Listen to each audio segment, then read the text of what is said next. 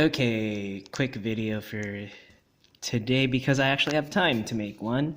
So pardon the whatever mess that there is, but today's video is going to be over E versus he, and this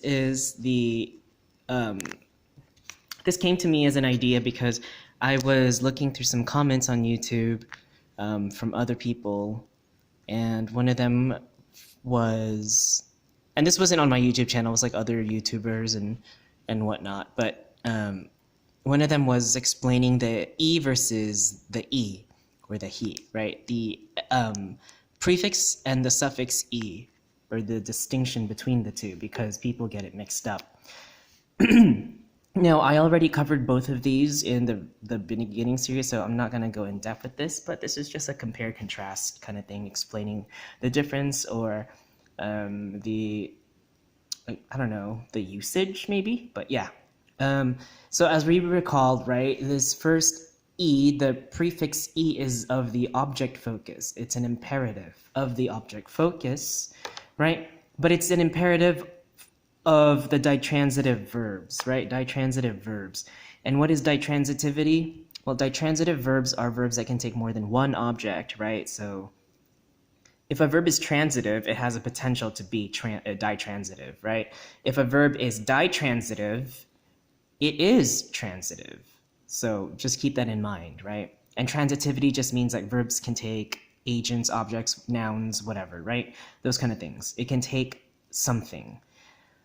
So again, it's an object focus. So what do we do with the object focus? Think about that, okay? And then the E or the he, right? Because sometimes it just depends on the consonant at the end. If it's stressed or unstressed, you need to know if you're going to use E or he as a suffix of an imperative of the circumstantial focus, okay?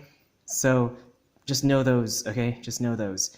One is of the object and one is of the circumstantial, and then you'll see these are the examples.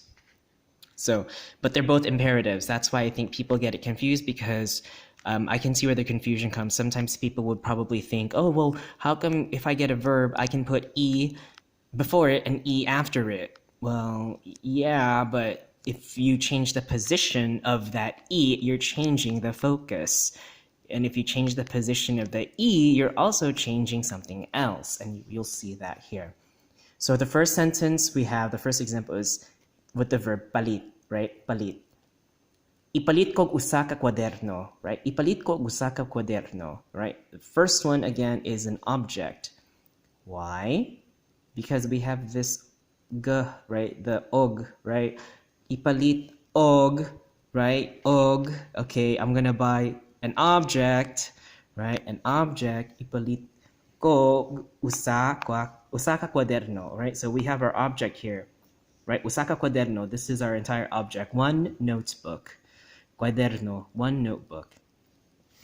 All right, and I'm telling ko, because I am the ko here, I'm telling somebody, palit, right? Ipalit ko, I'm telling somebody to buy me a notebook. Usa ka kwaderno.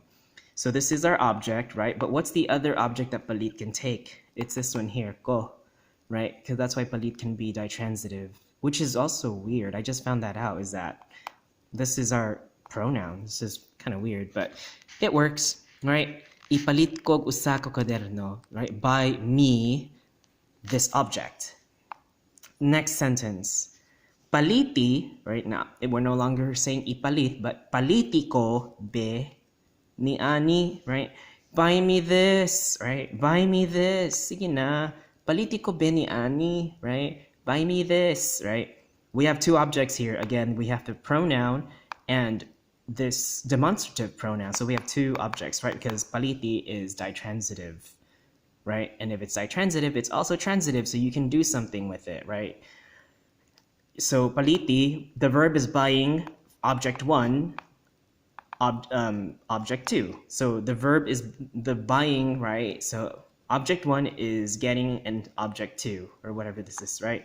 So pronoun is getting this pronoun, or I guess you can see that, yeah, because palit, to buy, right? Anyway, that's just, I guess you can look at it in that sense, but yeah.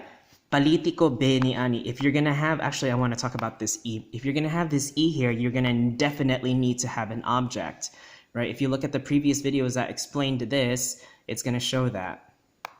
And then I think I already made a video about that, but this is just another video to reinforce it. This one, ihatag na lang nimo ang payong. So, our verb again is hatag, but with the e, we're talking about an object, right? What's the object? This one, payong, right? Ihatag na lang nimo ang payong, right? Now, ang payong is our focus here because ang marks it. And since we already have an ang in the sentence, something else has to be in the ergative, the other case. So what was in the ergative? Nimo, right? If we want to change it, right? Why? If we want to change it, the ang changes the ang changes to the non-specific. Ang changes to the other marker. Shoot, I'm blanking out what it was. Either og or sa. Yeah, there we go. So ang changes to og or sa if we want to change the focus, and if we want to change nimo to ikaw, okay? But in this case, because e is in the object focus, this has to be in the ergative case, if that makes sense, right? Because again, object focus conjugates through that. And then the last sentence, hatagi, right? Now, ihatag ba hatagi? Hatagi siyag bagong auto, right? Give her a new car. Give her a new car, right? Hatagi siyag bagong auto. Why? Because that e, again, that e is telling us there needs to be an object in the circumstantial focus. Hatagi siyag bagong auto, okay, in the circumstantial.